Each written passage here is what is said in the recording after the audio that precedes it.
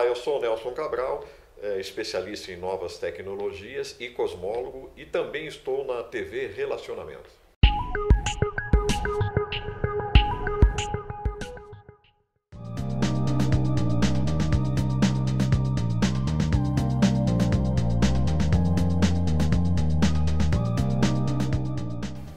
Olá, internautas, iniciamos mais um quadro Você é Top. E hoje nós convidamos aí uma pessoa bastante top e nós vamos bater um papo com ela. Apresento para vocês, direto de Belém do Pará, mas que está aqui há algum tempo, Inês Donati.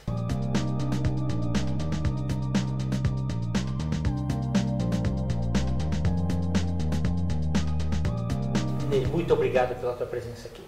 Eu que agradeço o seu convite, estou muito feliz de estar aqui. Tá bom. Inês, para os internautas conhecerem você um pouquinho mais, fala um pouquinho sobre você.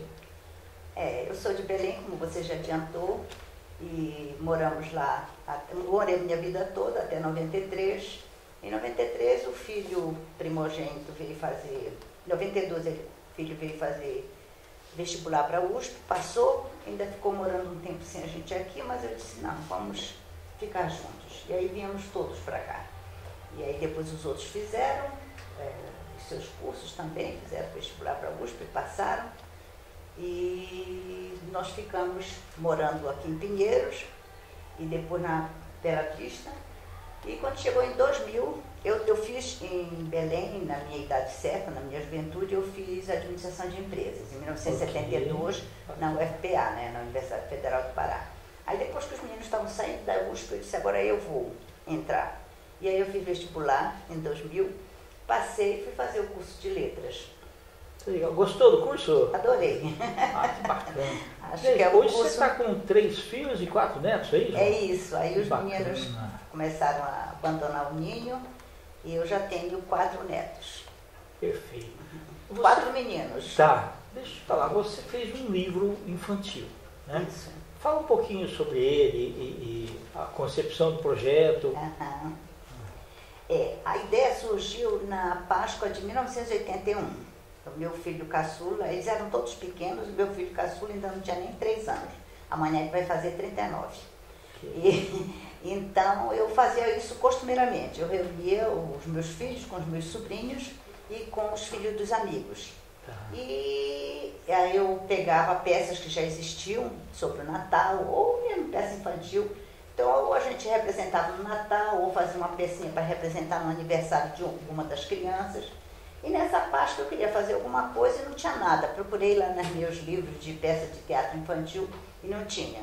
Então eu resolvi eu mesma escrever. Peguei uma ideia, eu me inspirei num sobrinho, que era um sobrinho muito vivo, era uma criança muito viva, mas ele era um pouco atrapalhado, ele era um pouco apressado demais, então ele acabava se atrapalhando. E isso levava também à distração. Então eu escrevi a história do coelho, que é distraído, o nome do meu sobrinho é Rony e eu botei o nome do coelho Rony também. Perfeito. Só tirei o Ezinho do final.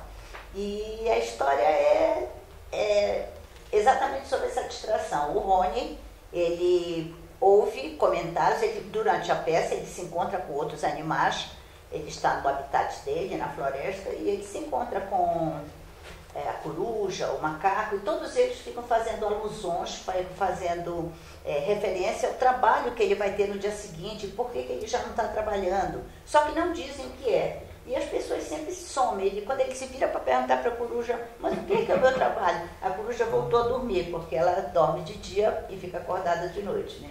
E o macaco também está roendo o caroço de taperebá e fala, os seus irmãos já começaram a trabalhar, você não vai trabalhar? E aí, trabalhar o quê? Aí o macaco já pulou, pegou um cipó e pulou para uma outra árvore.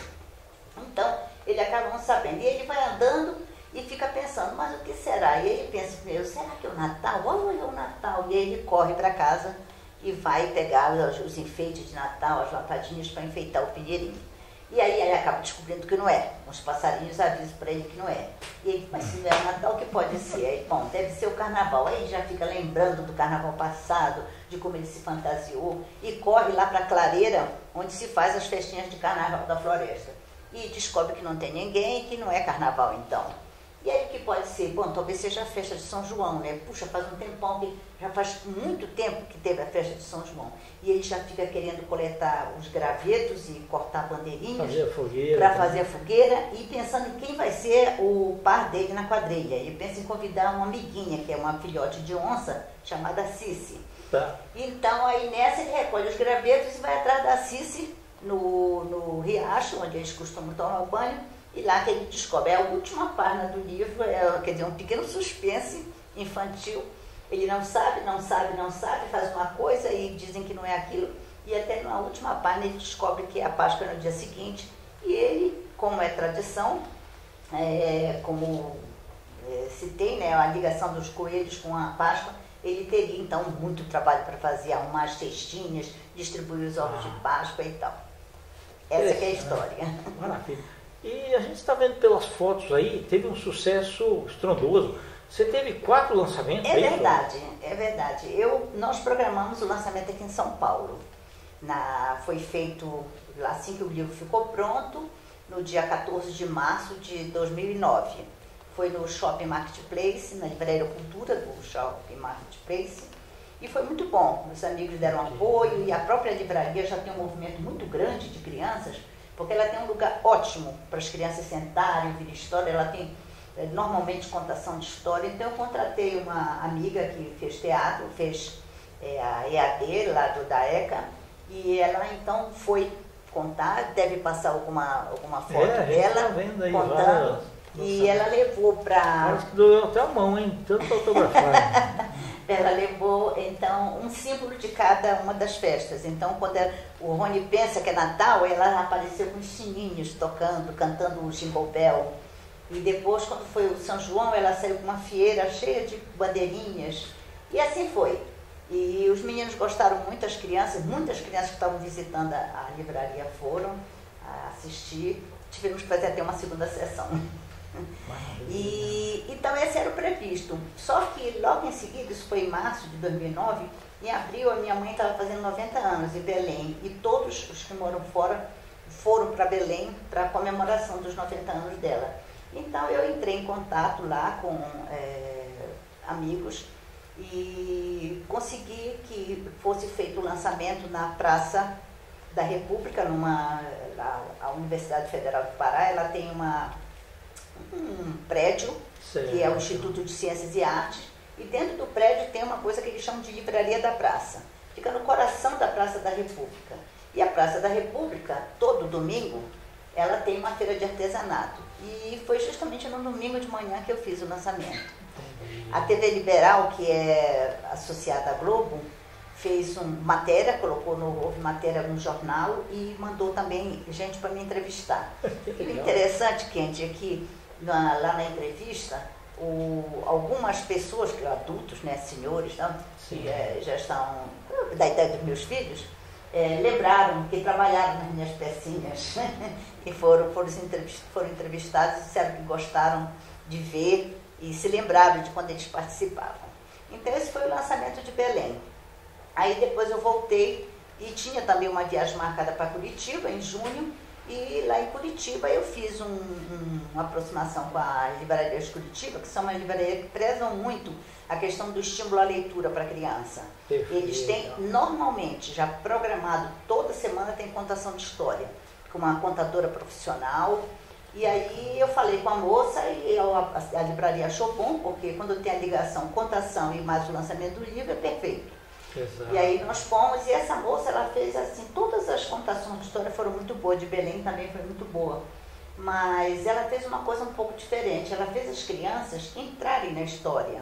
Em vez dela contar as histórias, os meninos ficarem sentadinhos, elas fizeram ele junto com o Rony. Ele pensa que é São João, então vamos espalhar as bandeirinhas. E as crianças entraram, andaram na floresta junto com o Rony. Ela fez um pequeno cenário, né? E ficou lúdico, né? Ficou muito lúdico. E aí, depois disso, a minha editora, que é do Rio, disse, bom, agora você vem lançar aqui no Rio. E eu fui fazer o lançamento no Rio, e do Rio foi uma coisa também um pouquinho diferente, porque em todos os lugares eu estava lançando em livrarias, que é o comum, né? Lançar um livro em livraria. E lá a editora achou por bem eu fazer o lançamento numa loja de brinquedos educativos, que ela existe há muitos anos, muito interessante eu achei. A senhora que é dona, ela era do pai dela, e ela me contou que muitos que vão lá agora iam quando criança com seus pais comprar brinquedo e agora vão comprar presente para os netos. Então ela já está na terceira geração. Eu acho que é uma das lojas de brinquedo mais antigas do Brasil. Que bacana. Neis, no caso da tua criação, virar uma peça de teatro, como é que foi isso? Isso aí foi uma coisa realmente que me surpreendeu. Eu não esperava isso. Não esperava, Tá. Eu fiz, como eu disse, em 81, uma peça de teatro. Os meninos então decoraram os textos, representaram. E quase 3 décadas depois, né, em 2009, eu transformei, ou em 2008 na verdade, eu transformei aquela peça em um conto de fadas. A história do Rony, o coelhinho distraído. Agora, em 2015, a escola Builders, que é uma escola bilíngue que tem aqui em São Paulo, uma escola para crianças, né? Os pais resolveram representar para as crianças o coelhinho distraído. Então eles pegaram o texto, que está na forma de conto, e voltaram a jogar para a peça, né? Como teatro. Usaram marionetes, apareceu o Rony, apareceu o macaco, apareceu tudo. E eles também usaram muito recursos, tipo som, e quando então o Rony cantava, né? Eles botavam um som cantando. E aí toda as criançadas cantavam. Foi muito engraçado, muito animado. Muito legal. Inês, o que é o termo cantigas de roda para você? Assim, deve ter sido alguma coisa forte, que até influenciou no seu último livro, é isso? Exato. Eu estou acabando, estou com um livro pronto, que é sobre cantigas de roda. Eu, quando era criança, eu brincava muito de cantigas de roda. Não havia, assim, uma fartura de brinquedos tão grande. Nós éramos crianças de classe média, geralmente de famílias numerosas, lá em Belém. E a rotina era ir para o colégio de manhã, da escola, almoçava, tomava banho, porque em Belém é muito quente, a gente sempre toma banho à tarde. Tem as banheiras também, pode tomar mais de um, mas tem que tomar o banho de tarde. Certo. E aí se arruma e vai para a porta brincar, para a calçada. E aí isso acontecia praticamente com todas as crianças.